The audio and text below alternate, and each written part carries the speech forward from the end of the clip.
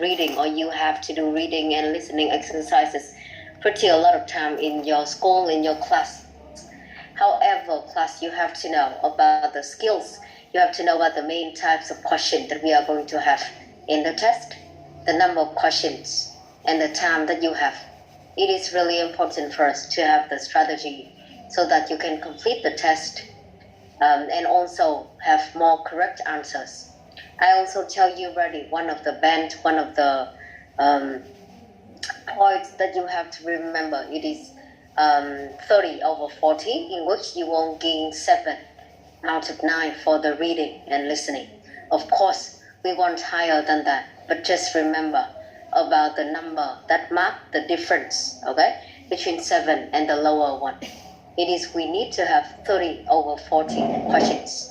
It means that we can have around 10, up to 10 wrong answers in the test. For the reading, I told you that we have some important skills, and after that, I also introduced to you very quickly the main types of questions that you are going to have in terms of the reading. And then for the listening, we have 4 parts in the test, and in the previous lesson, we have the very first one, part number 1. For the reading, you have a look at the 2 important skills, skimming and scanning. And you have to distinguish what are they rather than you just know the name. Skimming, it is you look at the text quickly to know about the main idea, okay? Or we did identify the topics of 12 extracts. And then after that, for the scanning, it means that we also look at the text quickly, but it is not for the main idea or the topic anymore. It is for finding specific information. After that, you have a look at one of the very common types of question. It is short answer questions. Okay? And class, remember again that for scanning, we have a lot of questions, types of questions that they ask you to find specific information. The first one is completion. For example, you have sentence completion, you have notes completion, you have table completion, you have form completion. We have a lot of questions related to the completion one. And the second one, that is for multiple choice, when you are given usually from 3 to 4 choices and you have to choose one of them. The next one that we are going to look at today, it is also about finding specific information. The question that we are going to look at is yes, no, not given, or true, false, not given. Okay? So again, the previous one, class, remember that in the previous one, we have a look at the completion, the short answer question. Okay? And today we'll move to the second type of question, which is considered pretty tricky. I do not say that it is difficult.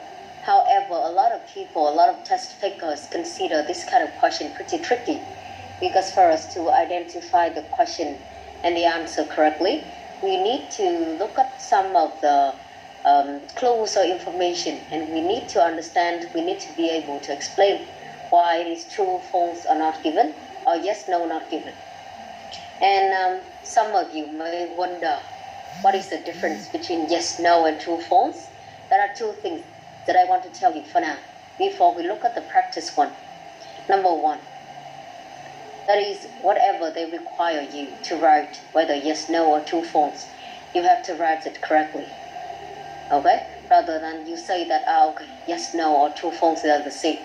If you have the wrong letter, for example, they need yes, but then you write true, for example, you may not have the score. And the second point is true, false, usually it refers to the direct information that we have in the text, but sometimes yes, no, it is not only about the direct information, but then you may need to understand the attitude or the inference of the author of the reading text as well. However, I have to tell you that basically we do not have the clear distinction between the yes, no, or true, false question. They are still the one that you have to find the specific information.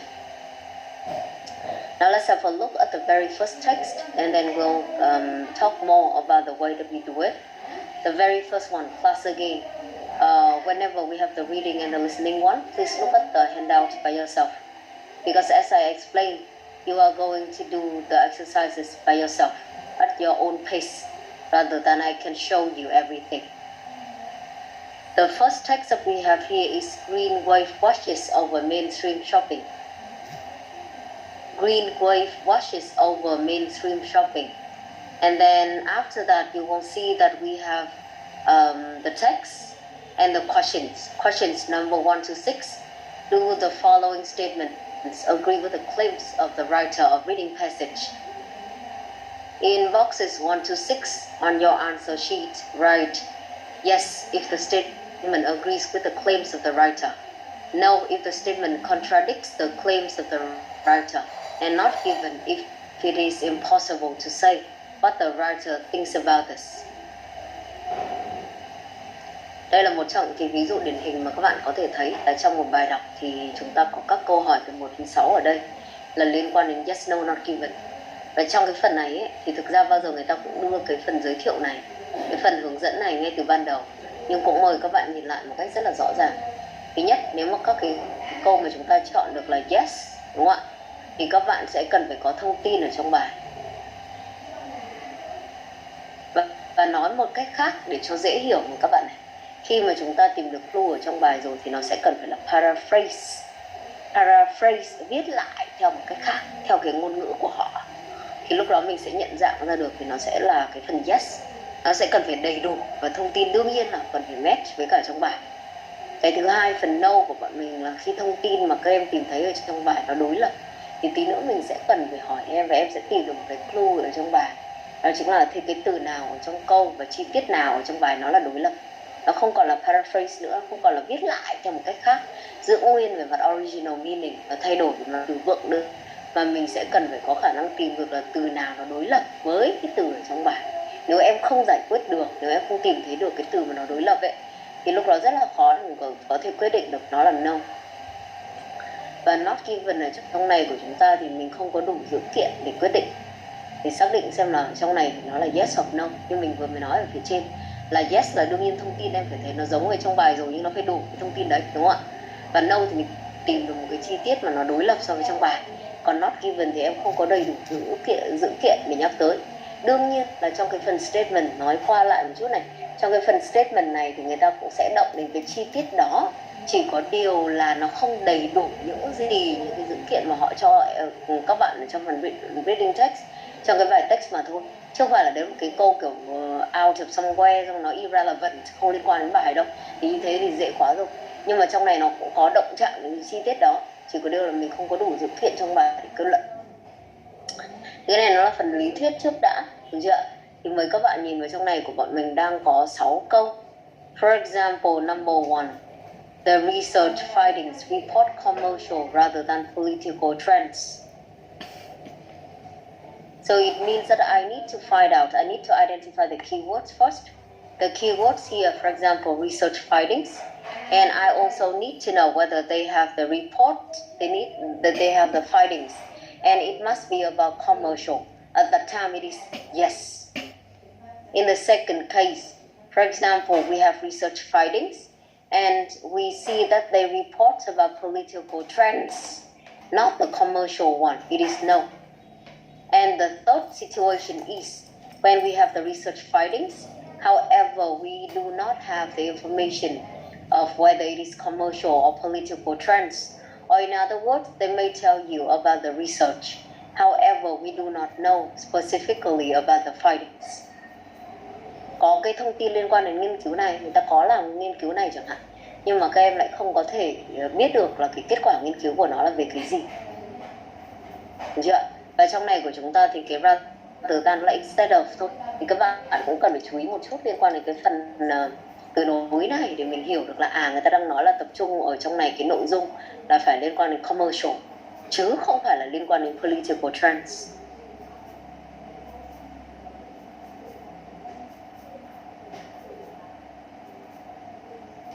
Được chưa? Thì đấy là cái phần đầu tiên. Ví dụ số 2 ở đây của bọn mình có này, being financially better off has made shoppers more sensitive to buying green. Thì cũng xin nhắc lại là bước 1 các bạn cũng xác định về mặt keyword của nó, xem mình cần phải đi tìm cái gì, có những cái thông tin nào, có bao nhiêu thông tin mà mình cần phải đi tìm cho nó có đủ không đã, đúng không? Hoặc là cái thứ hai nữa của bọn mình là những cái từ ở trong bài này thì ở trong bài text người ta nhắc đến thông tin này rồi, nhưng những cái thông tin đó nó có giống hay không và nó đã được paraphrase bằng cách nào, hoặc là từ này mình thấy ở trong cái phần câu mà họ cho nhưng nó lại đối lập với trong phần bài text mà ta tìm được, thì đấy cái từ đối lập nó là cái từ nào. Thì trong này của các bạn đang có là financially better off. Đây là một trong cái cụm mà gọi là lịch sự hơn cho về cái việc là rich mà thôi, thì người ta sử dụng là financially better off. Cái thứ hai nữa là sensitive, more sensitive, họ sẽ cân nhắc hơn, họ sẽ lưỡng lự hơn, họ sẽ cẩn trọng hơn, thì người ta sẽ sử dụng cái cụm more sensitive ở trong này. Và buying green, đúng không ạ? Chúng ta chưa đọc bài nhưng có lần mình cũng đã nói với các bạn rồi là những cái cụm nó rất là quen thuộc theo kiểu là buying green hay là go green. It means that you are buying the products that help to protect the environment, or it is the environmental friendly products. So pay attention to some words, financially better off, okay? More sensitive and buying green. And do not forget that I told you this many times. That is, we will have definitely the paraphrase. They do not repeat, they do not use the same words or phrases. So that's why we will have to understand the meaning. And also, as I say to you, that we may need to expect the words or phrases with the same meaning. The better test taker, the better reader, the better paraphrase skill that they own. Những cái người mà có khả năng đọc tốt hơn ấy sẽ là những cái người mà có khả năng nhận dạng ra được cái phần paraphrase tốt hơn. Đương nhiên rồi. Lúc đó mình mới xác định được là cái clue của nó ở đâu và mình sẽ cần so sánh được là nó là yes, no hay not given. Và để làm được điều này thì chúng ta có hai công việc.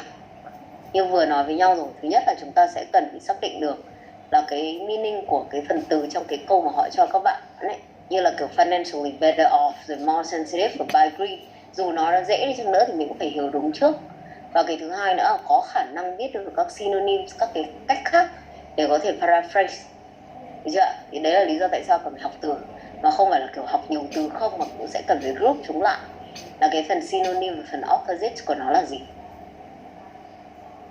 Không phải là chỉ trong lớp này đâu, mà phía trước những bạn tham gia phần gọi là foundation thì các em cũng sẽ thấy là chúng ta cần có những cái gọi là synonyms, chúng ta cần hiểu được những cái từ opposite. Và trong lớp thì mình cũng đã nói với các bạn liên quan đến việc là cần phải biết về word form. Theo kiểu đây của nó là form là danh từ, động từ, tính từ, trạng từ, và để đổi sang các form khác thì nó là gì. Thì các em cũng aware được những cái vấn đề này đi, để mình có thể biết được, để mình có thể học được. Và hôm trước thì chúng ta cũng nói với nhau rồi là đối với ở trên lớp ấy thì các em sẽ có điều kiện là mình giải thích với nhau này. Xong cái thứ hai nữa là mình xem một số từ quan trọng, nhưng những từ đấy nó không phải là toàn bộ, nó không phải là tất cả. Nên là những cái phần bài đọc ở trên lớp nó cũng là nguồn reference để các em có thể xem lại, để các em có thể đọc lại và xem những cái từ nào tốt nhưng mà mình lại chưa biết về mặt ý nghĩa hay không. Thì tất cả các kỹ năng nó đều có cái sự liên quan với nhau như vậy. Tí nữa thì các em cũng sẽ thấy là trong cái phần bài đọc nó có thể kết hợp được, hoặc mình học được những cái cụm gì trong phần speaking hoặc là phần writing hay không. Đây thì nhắc lại một chút thôi, vì hôm nay của chúng ta là bài số 2. Nhưng hy vọng các em cũng hiểu được cái procedure này khi chúng ta làm việc cùng với nhau. And from questions number 7 to 9, you have the multiple choice. When we have the question and then the different options from A to D. And finally, from 10 to 13, you have the summary completion, in which you have to fill in the summary with the words that they provide you. You are not fighting the one in the text and fill in by yourself, but then in this one it is a little different. You will have to find the words in the box that they provided and then fill in the blank from 10 to 13. But then for now, I think that we'll spend some time for you to do from number 1 to number 6 first, and then we'll spend time for other questions later. Okay? So that we focus on yes, no, not given, the second type of question that we'll look further. Please spend around 7 minutes for this one. 7 minutes for this one. And then after that, we'll check together. And make sure that you have the clue. Notes down about the place, about the location of information, so that whenever I ask you, you can show me the clue, not just the answer.